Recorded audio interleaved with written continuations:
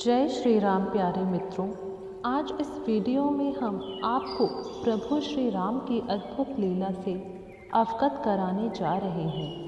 प्रभु अपने सच्चे भक्तों को हमेशा कठिन परिस्थितियों से बाहर निकाल ही देते हैं। आवश्यकता है तो केवल अटूट विश्वास की। यह सत्य घटना ग्राम तुलसी, जिला जांजगीर, छत्तीसगढ़, भारत की है।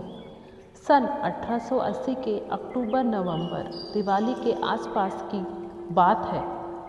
बनारस की एक रामलीला मंडली रामलीला खेलने तुलसी गांव आई हुई थी। मंडली में 22-24 कलाकार थे जो गांव के एक सज्जन जगेश्वर शुक्ला जी के यहाँ रुके थे।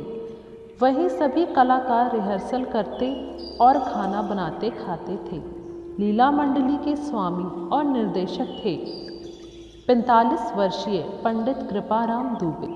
मंडली में एक 35 वर्षीय फौजदार शर्मा नाम का आदमी भी था। वह पंडित कृपाराम दुबे के सहायक व लीला मंडली के सहायक निर्देशक भी थे। फौजदार बेहद उग्र स्वभाव का, मन का मैला प्रकृति वाला व्यक्ति था।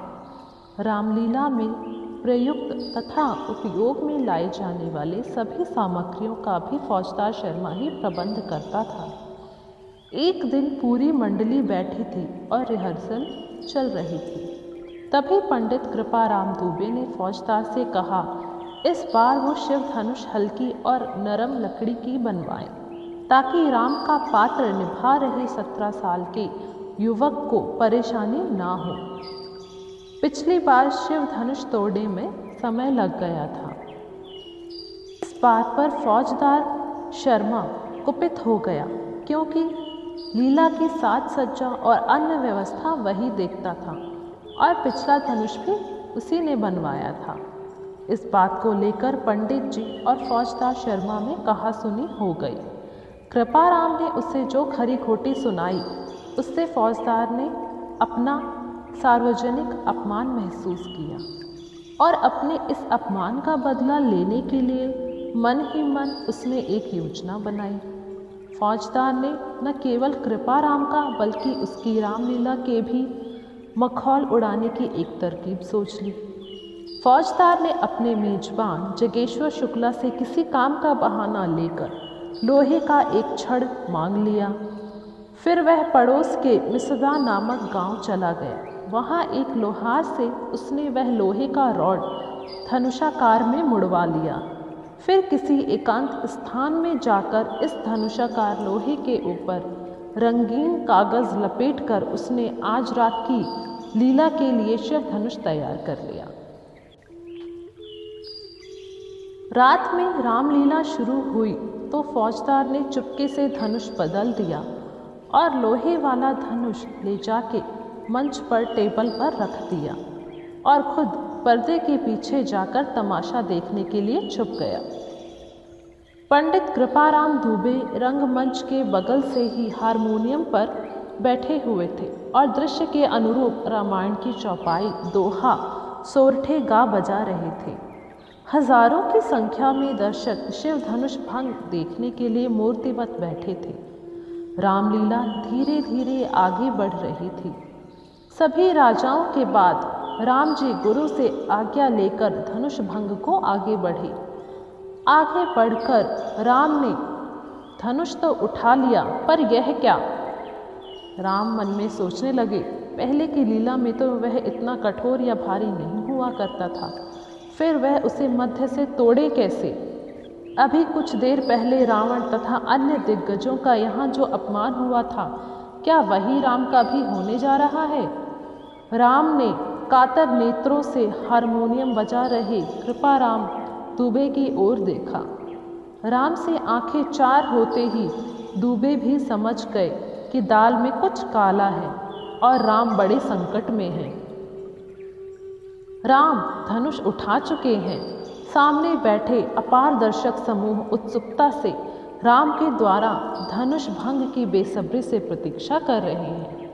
ऐसे समय में पर्दा गिरना भी बड़ा ही अशोभनीय होता। पंडित कृपाराम दुबे ने सच्चे हृदय से भगवान राम से प्रार्थना की, हे प्रभु, आज लाज रख ले। कभी कृष्ण के रूप में तुमने द्रौपदी की लाज रखी थी, आज मेरी और तेरी लीला दोनों की लाज रख ले। आज तुम्हारी परीक्षा है हे प्रभु राम। यदि इस परीक्षा में तुम असफल हो गए तो मनुष्य भला कैसे सफल हो सकता है। हे राम, लाज रख ले, लाज रख ले प्रभु, लाज रख ले। पंडित दुबे के हाथ अद्भुत रूप से लगातार हारमोनियम पर थिरकने लगे और तबला वादक भी वैसा ही उनका साथ दे रहा था। वैसा ही मजीरा वादक भी हारमोनियम, तबले और मजीरे की संगीत में दर्शक भाव विभोर होकर खो गए थे और पंडित कृपाराम दुबे भी खो गए थे सच्चे हृदय से राम की भक्ति में। उनके मन और मस्तिष्क राम के चरणों में लीन हो चुके थे। उन्होंने रंगमंच के राम को नेत्रों से ही निर्देश दिया, धनुष खींचो, और भाव विभोर होकर गाने लगे।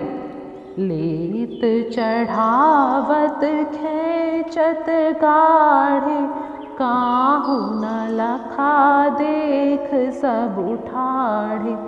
ते छन राम मध्य धनु तोरा, भरे भुवन धुनि घोर कठोरा।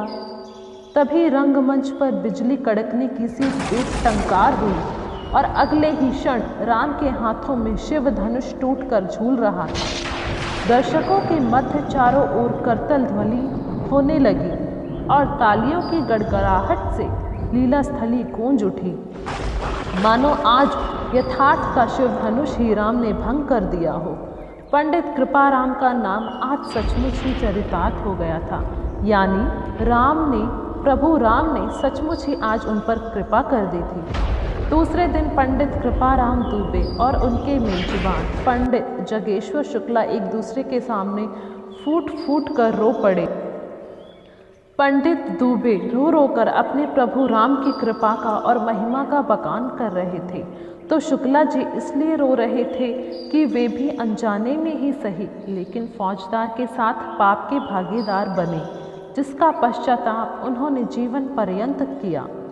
इस पाप के प्रायश्चित स्वरूप शुक्ला जी ने न जाने कितने ही नवधा रामायण व धार्मिक अनुष्ठान किए।